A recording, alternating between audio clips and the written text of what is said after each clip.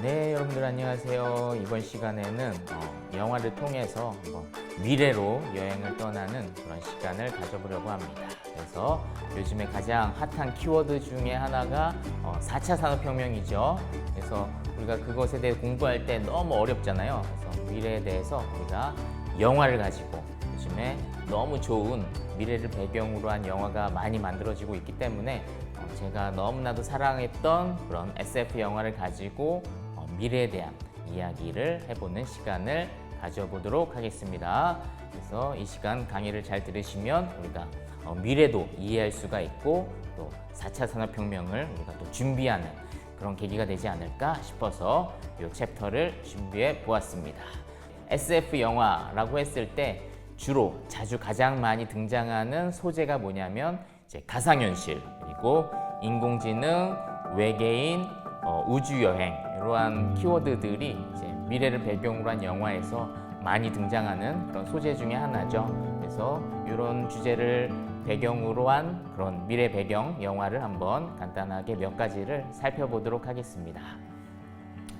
일단은 최근작이죠. 이제 스티븐 스필버그 감독의 레디 플레이어 1이라고 하는 영화를 한번 가져왔는데요. 이 영화도 아마 많이 보셨으리라고 생각이 듭니다. 그래서 이 영화는 이제 가상현실을 배경으로 한 영화죠. 그래서 과거에 어떤 스티븐 잡스를 통해서 어떤 IT 혁명이 일어났다면 이 영화에서는 가상현실이라고 하는 새로운 세계를 창시한 인물이 이제 할리데이라고 하는 또 한 명의 이제 천재가 나오죠. 그래서 이 시대의 사람들은 모두 다 이제 VR 안경을 일상 속에서 쓰면서 가상현실을 여행하는 그러한 삶의 모습을 보여주고 있습니다. 그래서 영화의 첫 10분이 굉장히 흥미로운데 사람들이 일상에서 춤 연습을 할 때나 뭐 피아노 연습을 할 때 다 VR 안경을 쓰고 있고 심지어 이제 피자 배달을 할 때에도 드론을 가지고 피자 배달을 하고, 그래서 이 첫 10분에서 미래 풍경을 매우 디테일하고 사실적으로 잘 묘사하고 있어서 이 영화 한번 보시면은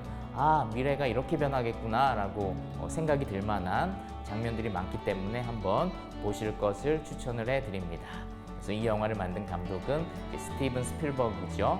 이 감독의 어떤 야심작이라고 볼 수 있겠습니다. 그래서 이전에 수많은 SF 걸작이 많았는데 스티븐 스필버그만의 어떤 캐릭터와 색깔이 담긴 아주 좋은 미래 배경 영화라고 저는 생각을 합니다.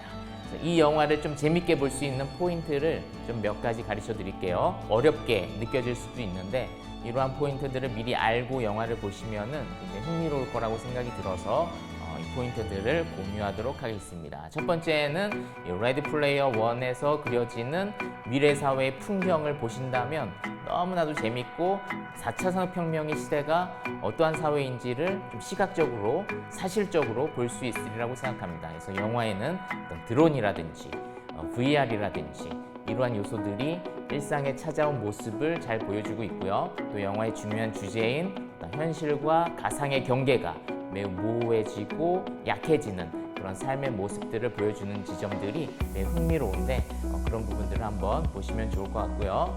이 영화의 또 두 번째 중요한 요소가 20세기 대중문화의 트렌드를 영화가 곳곳에 숨겨 놓았습니다. 그래서 아마도 이제 스티븐 스필버그 감독이 자신이 사랑했던 어떤 20세기의 대중문화의 레퍼런스를 이제 영화의 중요한 코드로 삽입을 했는데 그 시대를 살았던 사람들은 그래서 이 영화를 더 좋아하는 경향이 강하고 어떤 추억을 소환하는 그런 지점들이 있다 보니까 이런 요소들을 찾는 재미가 있고요. 그래서 뭐 최근 젊은 분들은 그런 부분에 있어서는 좀 지루할 수 있지만 몇 가지 제가 발견한 사례를 말씀을 드리면 샤이닝이라든지 킹콩, 사탄의 인형 뭐 이런 영화의 코드들이 이 영화에 중요한 또 레퍼런스로 담겨 있는데 그런 부분들을 발견한다면 굉장히 재미있게 영화를 볼 수 있으리라고 생각이 듭니다.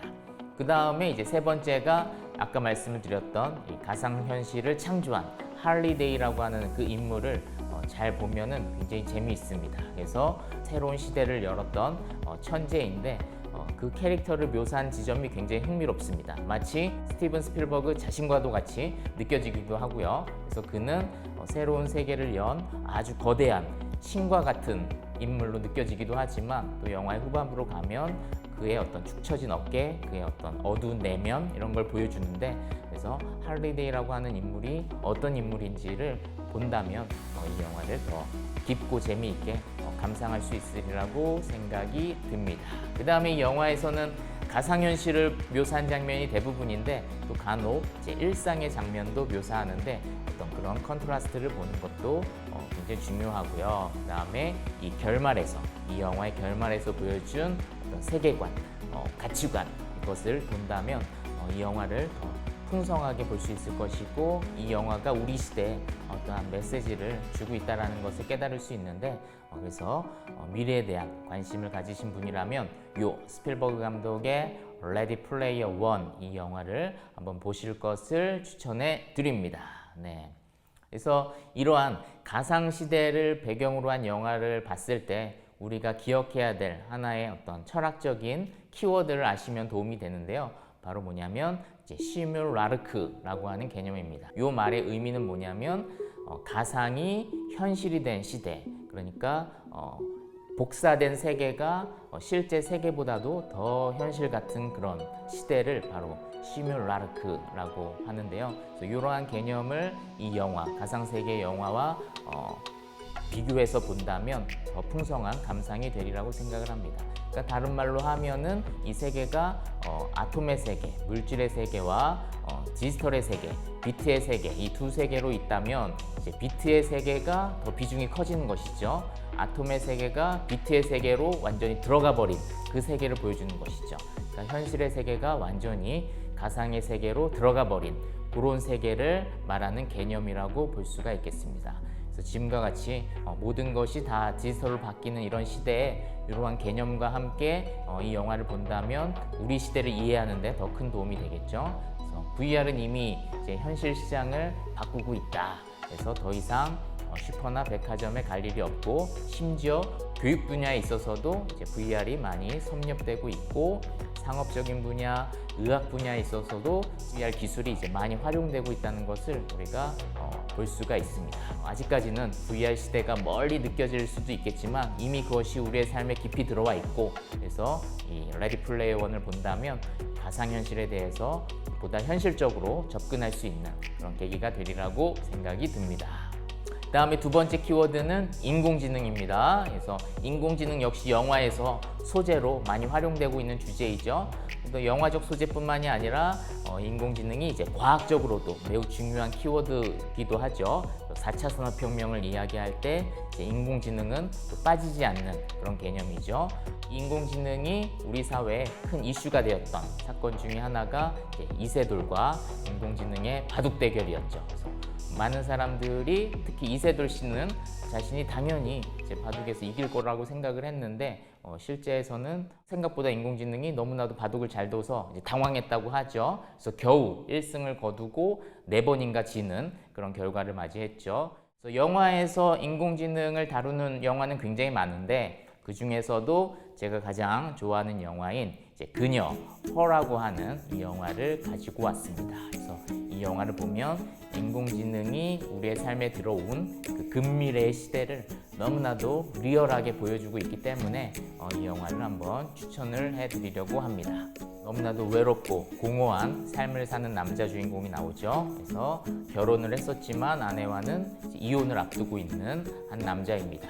그럼 그에게 한 존재가 찾아오는데 바로 인공지능 OS 기술이 이제 그에게 찾아오죠. 그래서 그는 처음에는 시큰둥했지만 한번 너무나도 외로우니까 그걸 한번 집에서 실행을 해보죠. 그래서 처음에는 대화가 어색했다가 점점 그녀와 OS와 가깝게 마치 친구처럼 대화를 하는 모습이 영화에서 그려지는데 그것이 매우 흥미롭습니다.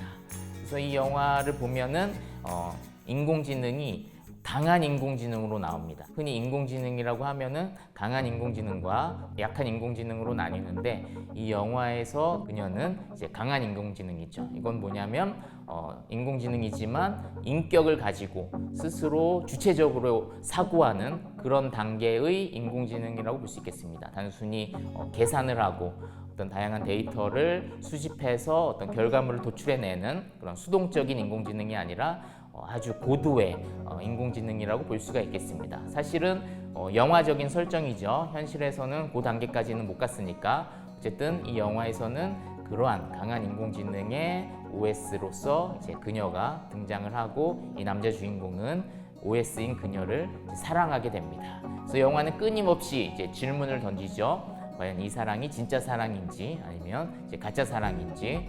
흥미로운 지점은 이 인공지능의 목소리 역할을 이제 스칼렛 요한슨이라고 하는 유명한 헐리우드 배우가 했다는 지점입니다. 목소리로만 이 영화에 등장을 하고 매우 인간적이면서 매우 이제 살아있는 듯한 그런 목소리로 연기를 해서 이 영화의 매력을 더하지 않았나 이런 생각을 하게 됩니다. 그래서 이 영화에서 굉장히 창의적이면서 흥미로운 장면이 많은데 가장 재미있었던 장면은 이제 데이트 장면이죠. 사람과 인공지능, 육신이 없는 그 인공지능과 어떻게 데이트를 할까라고 생각을 하는데 이 남자 주인공과 이 OS와의 데이트 장면, 이 데이트 장면이 굉장히 창의적이면서 흥미롭게 표현이 됐기 때문에 이 영화에서 이 장면을 놓치지 않으셨으면 좋겠습니다. 점점 남자는 이 그녀에게 빠져들어갑니다. 비록 눈에 보이지도 않고 만져지지도 않고 오직 목소리로만 들리는 그런 존재이지만 그녀와 점점 깊은 관계 속으로 들어가고 서로에게는 또 없어서는 안 될 그런 존재로까지 나아가게 됩니다. 그래서 이제 그녀와 점점 사랑하게 되면서 이제 본격적으로 자신의 아내와 이혼 서류에 사인을 하게 되는데 이때 이 남자와 아내와의 대화가 굉장히 인상 깊습니다. 그래서 이 영화에 중요한 또 주제가 담겨 있는 그런 장면 중에 하나인데 아내가 남자에게 묻죠.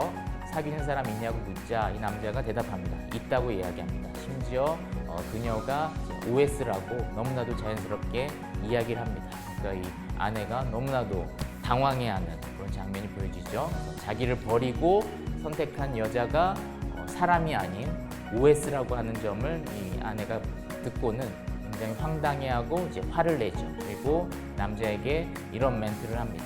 당신은 진짜 감정을 감당하지 못하는 게 정말 짠하다.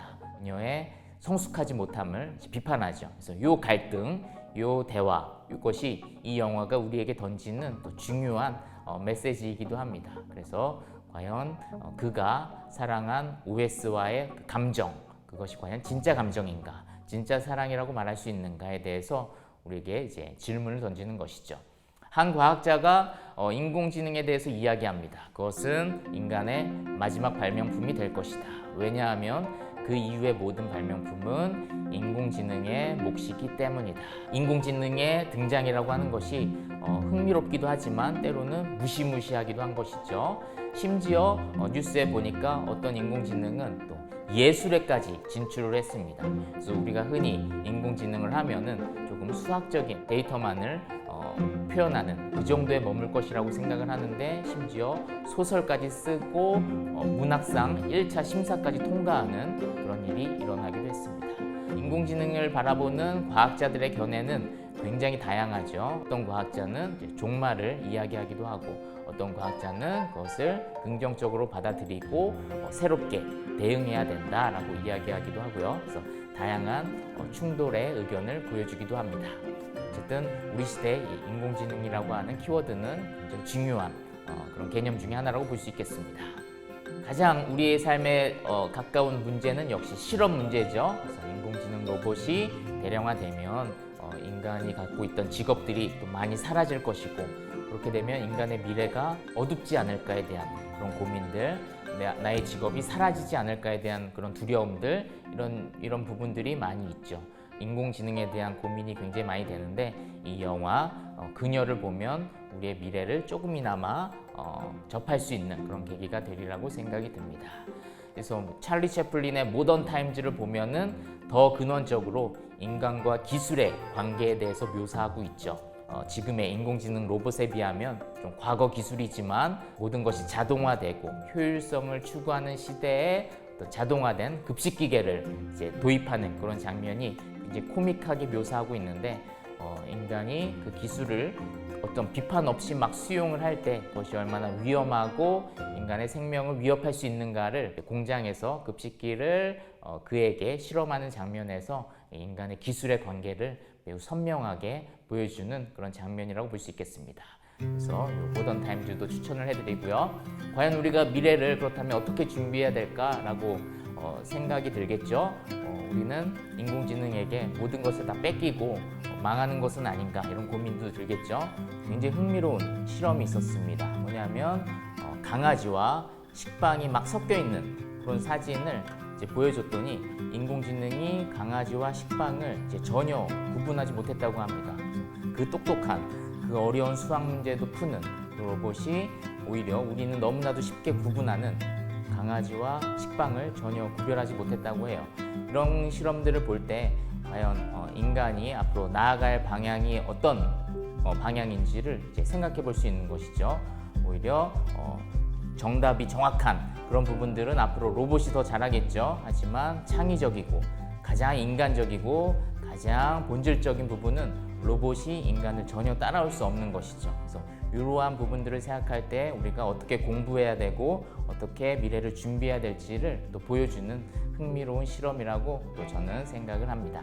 또 한편의 컨텐츠를 추천해 드리려고 하는데 이건 드라마입니다. 그래서 아까 허는 영화였다면 이거는 이제 BBC에서 제작한 6부작 드라마인데 Years and Years라고 하는 드라마입니다. 그래서 이 드라마 역시도 너무 먼 미래가 아니라 아주 근미래의 미래 풍경을 보여주는 이 드라마도 추천해 드리는데 여기에서는 어떤 사람이 등장하냐면 이제 한 소녀가 등장하는데 그녀는 좀 대인기피증처럼 보이는 소녀입니다. 그런데 기술적으로는 굉장히 빠르게 반응을 하는 그런 소녀예요. 그래서 그녀가 미래를 맞이했을 때 오히려 다른 사람들은 막 직업을 잃고 실업자가 되는데 오히려 과거의 현실 부적응자였던 그녀가 미래를 굉장히 빠르게 준비하고 새로운 기술을 막 섭렵하고 그런 장면들이 있습니다. 그래서 물론 이 드라마에서는 굉장한 다양한 주제와 소재를 담고 있지만 그 지점, 미래 기술을 인간이 받아들이는 어떤 그 포인트를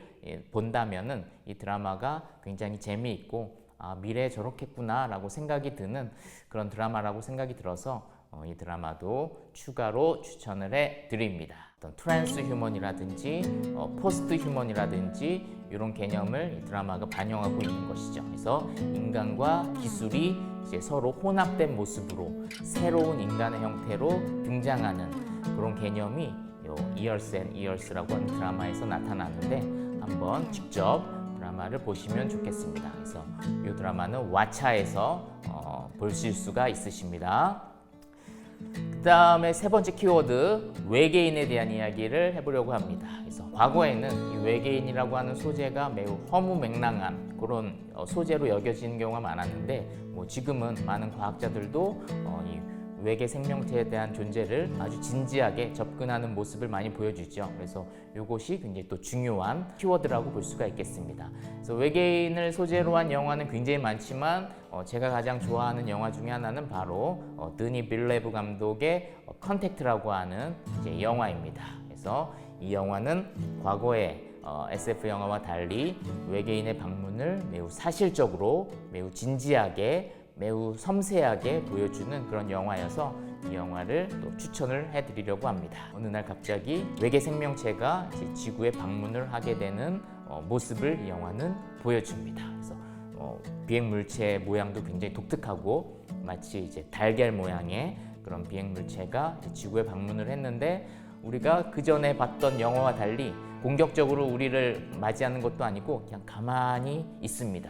마치 방문자인 것처럼 혹은 과학자인 것처럼 혹은 여행자인 것처럼 이들이 조심스럽게 지구에 방문한 것을 볼 수가 있습니다. 그래서 이들을 대하는 또 인간의 태도도 굉장히 흥미롭죠. 처음엔 두렵지만 이들과 어떻게 대화를 해야 될까에 대해서 아주 다양한 전문가들이 모여서 고민을 하는 장면들이 있는데 언어학자가 등장을 하는데 그녀와 그리고 물리학자 남자 주인공이 함께 이제 외계인과 대화를 시도하는 장면이 또 매우 사실적이고 과학적으로 이제 영화가 보여주고 있습니다. 그래서 처음에 인간의 언어를 이제 그들에게 가르쳐 주기도 하고 또 인간은 그 외계인의 언어를 이해하려고 노력을 하기도 하고 그런 부분들, 그 과정들이 매우 길게 묘사되어 있는데 그래서 더 공부도 많이 되고 우리가 미래를 이해할 때 도움이 많이 된다고 생각이 듭니다. 그래서 외계인의 언어는 굉장히 입체적으로 또 그려지기도 하고 인간의 언어가 매우 선형적인 것과 달리 이 영화에서 이제 외계인의 언어는 매우 입체적이고 다양한 해석이 가능한 그런 독특한 형태의 언어로 등장을 하는데 이런 부분들이 이제 또 흥미롭습니다. 이 외계인의 언어가 또 영화라고 하는 형식과 맞아떨어지면서 다양한 해석적인 즐거움도 주는 그런 영화라고 볼 수 있겠습니다. 그래서 기존에 우리가 봤던 외계인이 등장한 영화에서 막 싸우고 공격하고 이런 방식의 서사와는 매우 다른 방식으로 이 영화는 접하고 있기 때문에 훨씬 더 사실적으로 느껴지고 과학적으로 느껴지는 그런 영화라고 생각이 됩니다. 그래서 이 영화에서도 흥미로운 지점 중에 하나는 외계인과 인간이 만나는 장면이 마치 이제 영화를 보기 위해서 극장에 가는 장면과 매우 유사한 형태로 보여지는 지점도 또 흥미롭습니다. 그래서 이 영화에서 외계인은 때로는 신과 같이 느껴지고 때로는 극장에서의 피사체와 같이 느껴지기도 하고 다양한 방식으로 해석이 가능한 매우 입체적인 그런 텍스트라는 생각이 듭니다. 그래서 이 영화의 결말은 너무 중요하기 때문에 여기서 말씀은 안 드리고 이러한 포인트를 가지고 직접 이 컨택트 보시면 좋을 것 같습니다. 다음에 네 번째 키워드는 바로 우주입니다. 그래서 최근 몇 년 전부터 우주를 배경으로 한 너무 좋은 영화들이 많이 나왔죠. 그래서 이 영화들을 본다면 우주에 대한 어떤 비전과 상상력을 깨울 수 있다는 생각이 들어서 이 영화를 좀 추천하기 위해서 가져와 봤습니다. 첫 번째는 뭐냐면 한 3년 전부터 우주를 배경으로 한 영화가 계속 등장했는데 먼저 그래비티가 등장했고 그 다음에 인터스텔라가 등장했고 그 다음에 이제 마션이라고 하는 영화가 등장했죠. 그래서 세계적으로 영화를 제일 잘 만든다라고 소문난 그런 감독들이 이렇게 미래를 배경으로 한 특히 우주라고 하는 공간을 배경으로 한 SF 영화를 만들어 줌으로써 우리 관객들에게 우주에 대한 상상력을 깨워주는 그런 계기가 되었습니다. 만약에 이런 영화들을 우리가 10대 때 만났다면 우주에 대한 호기심이 더 커지지 않았을까 그런 생각이 들기도 하는 너무 좋은 SF 영화라는 생각이 듭니다. 이런 우주를 배경으로 한 영화가 흥행한 것과 맞아떨어지면서 최근에 또 이제 앨런 머스크라고 하는 이제 스타 과학자가 로켓을 세상에 날리는 그런 일도 최근에 있었죠. 그래서 점점 사람들이 우주에 대한 관심이 커지는 것도 사실인 것 같습니다.